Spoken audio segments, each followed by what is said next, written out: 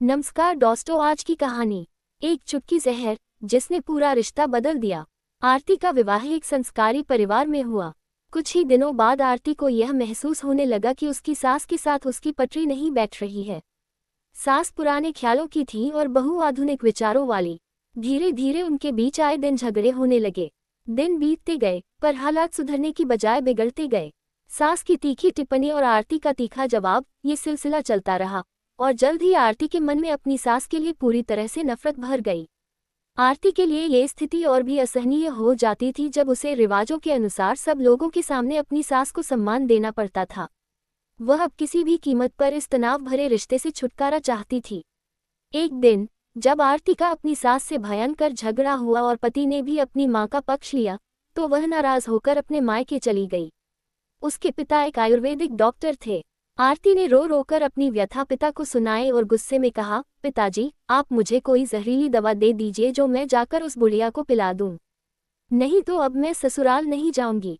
बेटी का दुख देखकर पिता ने प्यार से उसके सिर पर हाथ फेरा और कहा, बेटी, अगर तुम अपनी सास को जहर खिलाकर मार दोगी तो पुलिस तुम्हें और साथ ही मुझे भी पकड़ लेगी। इसलिए ऐसा करना ठीक नहीं होगा। लेकिन आरती जिद पर अड़ी रही। कुछ देर सोचने के बाद पिता बोले, ठीक है, मैं तुम्हें जहर दूंगा, पर एक शर्त है। मैं तुम्हें जेल जाते हुए नहीं देख सकता, इसलिए जैसे मैं कहूँ वैसे तुम्हें करना होगा। पिता ने एक पुड़िया में पाउडर बांधकर आरती के हाथ में दिया और कहा, यह जहर है। तुम्हें रोजाना अपनी सास के भोजन में सिर्फ एक चुटकी मिलाना है।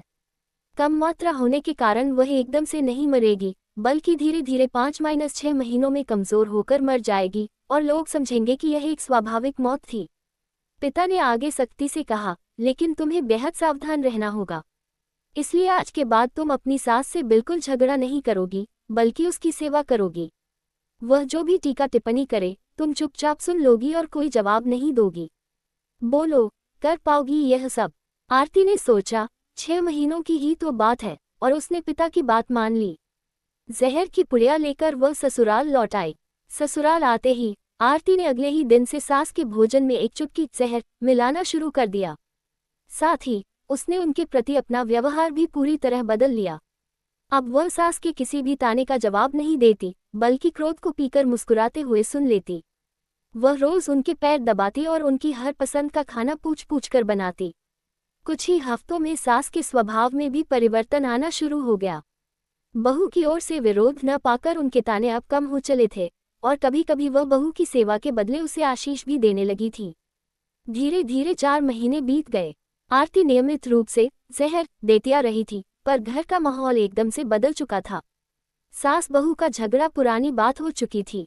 जो सास पहले आरती को गालियां देते नहीं थकती थी, अब वही आस पड़ोस वालों के आगे बहू की तारीफों के पुल बांधने लगी थी। 6ठा महीना आते आते आरती को लगने लगा कि उसकी सास उसे बिल्कुल अपनी बेटी की तरह मानने लगी है। उसे भी अपनी सास में मां की छवि नजर आने लगी थी। जब वह सोचती कि उसके दिए जहर से उसकी सास कुछ ही दिनों में मर जाएगी, तो वह बहुत परेशान हो जाती थी। इसी उठापटक में वह एक दिन फिर अपने पिता के घर जा पहुंची। उसने रोते हुए कहा, पिताजी, मुझे उस जहर के असर को खत्म करने की दवा दीजिए।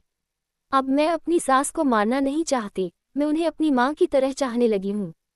पिता थरथराकर हंस पड़े और बोले, कैसा जहर? मैंने तो तुम्हें जहर के नाम पर केवल हाजमे का चूर्ण दिया था। आरती अपने पिता की बात सुनकर स्तब्ध खड़ी रह गई। जैसे ही उसे सच्चाई का पूर्ण बोध हुआ, उसकी आंखों से आंसू बह निकले। ये डर या दुख के नहीं, बल्कि आत्मानुभूति और प्रेम के आंसू थे। पिता ने प्यार से उसकी पीठ थपथपाते हुए कहा, बेटी, जब तुम शिकायतों और गुस्से में डूबी थी, तब तुम्हें अपनी सास में केवल बुराई दिखती थी। लेकिन जैसे ही तुमने उनके प्रति अपने व्यवहार को बदल दिया, तुम्हें वही सास अलग दिखने लगी। आरती ने नम्र स्वर में कहा, पिताजी, आपने मुझे जहर नहीं दिया, लेकिन सच में आपने मेरे मन का जहर निकाल दिया। पहले मैं हर बात को ताना और अपमान समझती थी, लेकिन जब मैंने प्रतिक्रिया देना छोड़कर उनके दिल को समझने की कोशिश की, तो पता चला कि सास भी अपने मन में अकेली थी। उनकी अभिव्यक्ति का तरीका बस थोड़ा कठोर था। पिता मुस्कुराए, यही तो जीवन की कला है बेटी। यदि हम संबंधों में मिठास चाहते हैं, तो पहले हमें स्वयं मीठा बनना पड़ता है।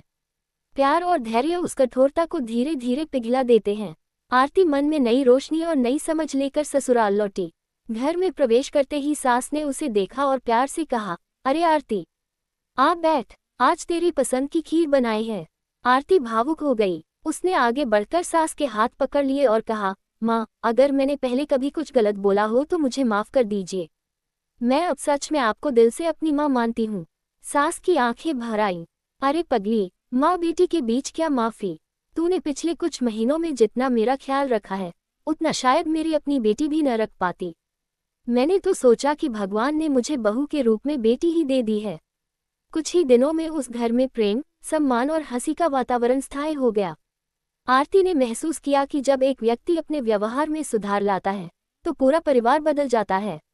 दोनों रिश्ते अब तानों और तकरार पर नहीं, बल्कि समझ, धैर्य और आपसी आदर पर आधारित थे। व्यवहार बदलने से ही रिश्ते बदलते हैं। जब हम स्वयं को सुधारते हैं तो सामने वाला अपना हृदय खोल देता है। अगर कहानी अच्छी लगी है तो चैनल को लाइक सब्सक्राइब करना मत भूलिएगा।